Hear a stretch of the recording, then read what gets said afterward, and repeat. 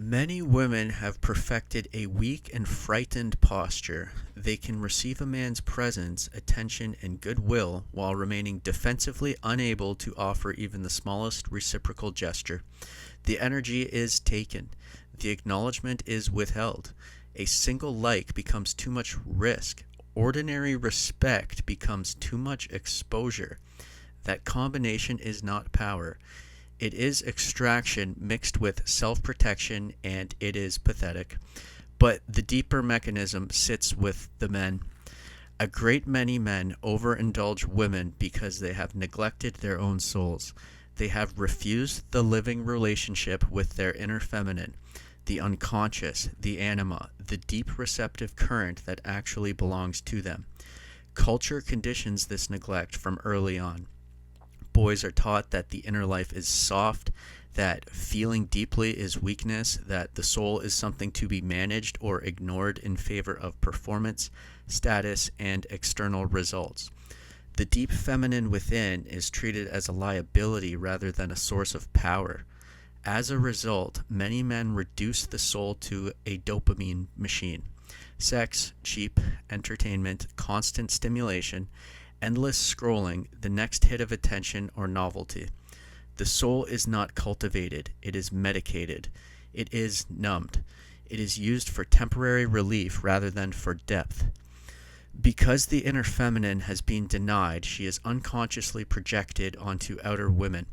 The man loads the woman in front of him with the entire missing current: receptivity, soul, the capacity to feel and be moved without losing center.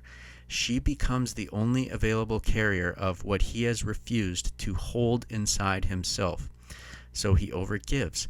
He offers excessive presence, excessive tolerance, excessive resources, excessive forgiveness. He simps. The giving is not clean. It is compensatory.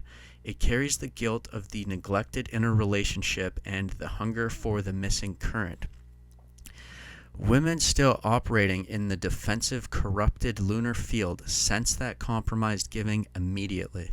It is easy to feed on because it is already leaking. Culture has encouraged many women to feed their own dark sides, to treat grievance as identity, to aestheticize woundedness, to prefer emotional power over reciprocal strength. Once that dark side is invested in, it becomes necessary to keep men incomplete. A whole, clear, self-possessed man threatens the entire arrangement. The broken, shadow-laden man is safer. He will participate in the mutual carrying of shadows. He will not bring the full solar demand that would force both of them to face what they have disowned. So the attention is taken, the energy is drunk, and the dark exchange is preferred over rising above it. This is the game. Each carries what the other refuses. Neither becomes whole. Men refuse to tell women the truth because they are still bargaining for the missing current. Women refuse to support men in any positive, strengthening way because a strengthened man would end the extraction.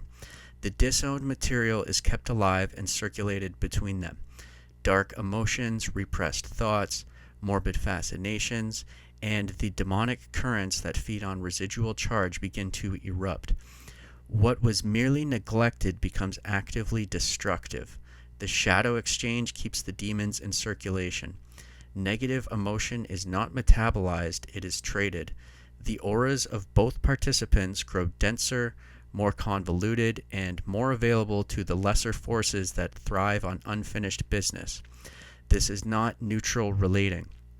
It is a shared refusal of the light, and it produces the exact spiritual and psychological degradation now visible everywhere. Most men never make the interior turn. They keep trying to solve the missing relationship with their own soul by pouring more energy into outer women who cannot or will not meet them cleanly. The result is the widespread degrading spectacle of men compensating for their own neglected souls by overindulging a field that has little intention of reciprocating. The man who has actually done the work is no longer available for that exchange.